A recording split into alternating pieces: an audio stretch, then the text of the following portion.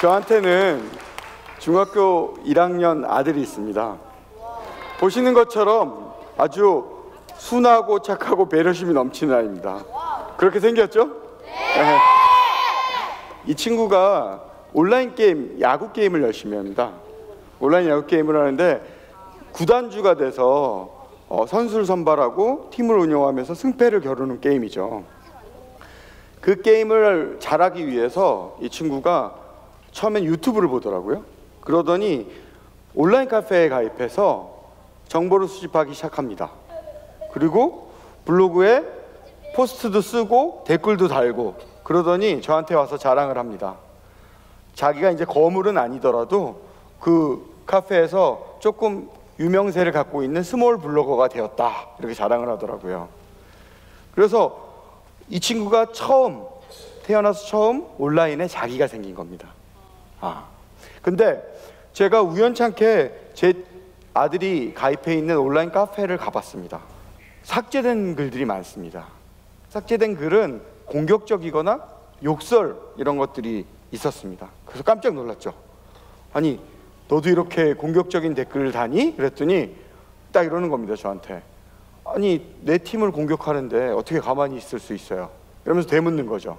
근데 자기는 저렇게 삭제될 정도까지 뭐 쓰레기 같은 댓글이나 욕설을 하지 않는다고, 그렇게 하면 커뮤니티에서 매장을 당한다고. 근데 그렇게 공격적인 언사를 하면 누구한테 상처가 되지 않겠냐고 질문을 했더니 이 온라인 카페라는 공간은 그런 공간이라고, 약간 좀 과격하게 자기를 표현하는 공간이라고 얘기를 합니다. 그렇습니다. 온라인 공간은 약간 서부 영화에 나오는 술집 같은 분위기입니다. 다 총을 하나씩 갖고 다니면서, 특히 익명 공간은 그렇죠. 수틀리면 쏘고, 또 자기도 언제 어디서 날아올지 모르는 총탄을 맞을 수 있는 그런 일종의 무법지대인 거죠.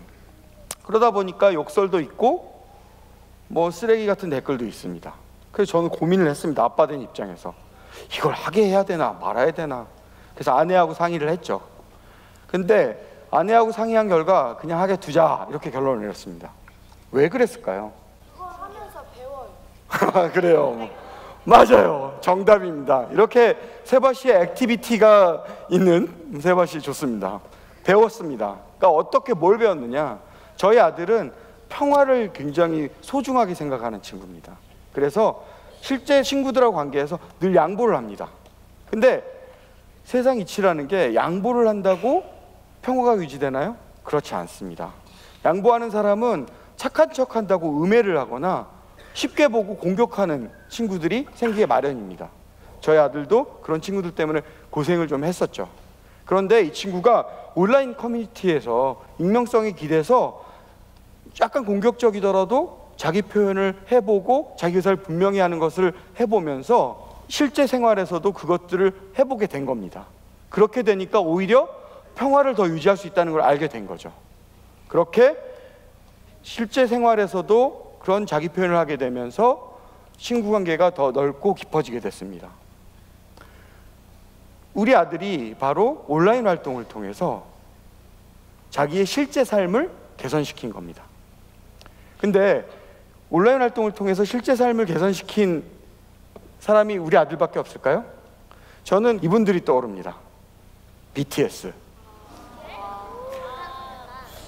BTS는 한국 가수로 최초로 미국 빌보드 앨범 차트 1위를 연거푸 2번이나 차지했습니다. 그렇죠? 미국 무대는 한국 가수들이, K-팝 아티스트들이 정말 오랫동안 노크를 했지만 한 번도 설 수 없었던 넘사벽 같은 무대였습니다. 그런데 BTS가 아메리칸 뮤직 어워드, 빌보드 뮤직 어워드 같은 큰 무대에서 단독 공연을 할 수 있었습니다. 이들이 이런 공연을 할 수 있었던 결정적인 비결은 팬덤이었습니다. BTS의 미국 무대 입성은 소속사인 빅히트 엔터테인먼트의 공이라기보다는 미국 팬들의 열성적인 요청에 의한 강제 소환이라는 얘기가 있을 정도입니다. 그래서 문재인 대통령께서 BTS에게 빌보드 1위를 축하하는 트윗 메시지를 보내시면서 이렇게 씁니다. 노래를 사랑하는 7소년과 소년들의 날개 아미에게 축하 인사를 전합니다. 저 아미는 BTS의 글로벌 팬클럽 이름입니다. 사실 BTS가 갖고 있는 이 글로벌 팬덤은 온라인 공간이 없었으면 만들어지지 않았을 겁니다.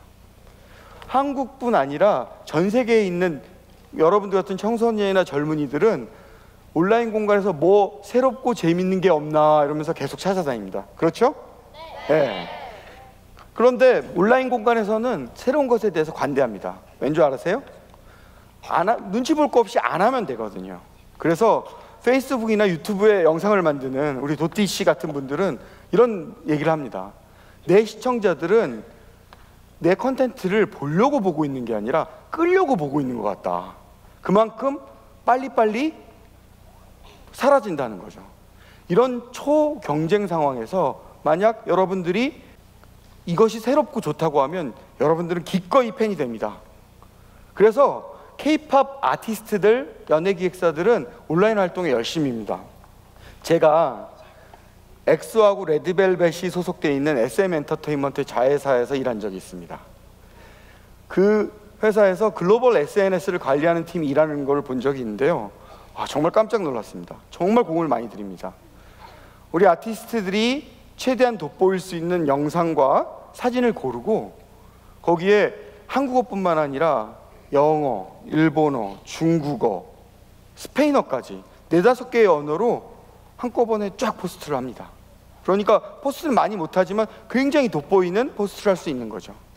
그런데 BTS는 이런 선배들이 하던 방식과 다른 방식으로 온라인 활동을 합니다. 어떻게 하냐면 일상생활의 많은 부분들을 공유를 한 거죠. 그리고 언어도 복잡하게 안 하고 그냥 한국말 합니다. 그리고 그분들이 경상도 분들이 많은데 자기한테 컴플렉스일 수도 있을 경상도 사투리를 가지고 컨텐츠를 만듭니다.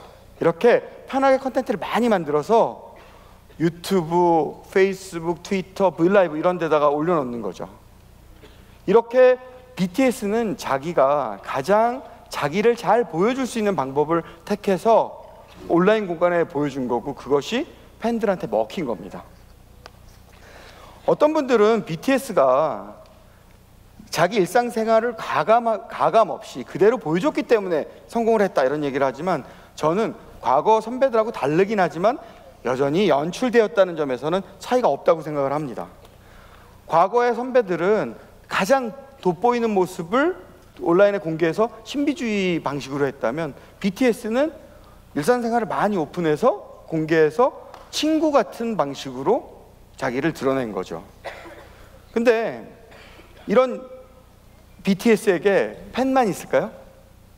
모르긴 해도 저는 안티팬이 있지 않을까 생각을 합니다. 제가 좋아하는 스님이 한 분 계시는데요. 이분은 지상파 예능 프로그램에 나갈 정도로 대중적 인기가 있는 사람입니다. 근데 이분이 온라인 공간에서는 공격을 많이 받습니다. 왜냐? 남성 중심적이라고. 이 스님의 팬들은 아니 훌륭하신 분인데 아주 사소한 말 몇 마디 가지고 그거를 시비를 거냐 이렇게 안티팬들을 공격하고요. 안티팬들은 그렇게 훌륭한 사람이 왜 여성 문제에 대해서만 그렇게 말을 하냐고 해서 공격을 합니다. 서로 자기 자신에 대한 확신을 갖고 서로에 대한 공격을 하는 거죠. 만약에 제가 세바시 무대에 섰으니까 저한테도 안티가 생기지 않을까요? 근데 이게 안 생겨도 문제입니다. 왜냐하면 제 강연이 임팩트가 없어서 관심이 없다는 얘기거든요. 그래서 어쨌든 우리는 온라인 공간에서는 특히 타인의 의견과 표현에 대해서 관대할 필요가 있습니다. 내 생각이 혹시 진실이 아닐 수도 있지 않을까? 저 사람이 저렇게 말하는 데는 어떤 이유가 있지 않을까? 라고 물을 수 있는 그런 여유와 유연함을 가져야 됩니다. 제가 지금까지 온라인 공간에서 자기를 관리하는 법 3가지를 이미 말씀드렸습니다. 모르셨죠? 여러분들이 모르셨을 것 같아서 제가 사자성어 3개로 기억하기 좋게 정리했습니다. 첫 번째, 연결하라. 두 번째, 연출하라. 세 번째, 유연하라. 쉽죠? 사자성어. 첫 번째, 연결하라라는 팁은 저희 아들이 했던 것처럼 실제 삶에서 자기가 부딪히는 문제들을 온라인 공간에 갖고 와서 그거를 풀어보고 실험해보는 공간으로서 온라인 공간을 사용해 보라는 겁니다. 실제 삶과 온라인 삶은 상호 긴밀하게 연결되어 있고 상호작용을 하기 때문입니다.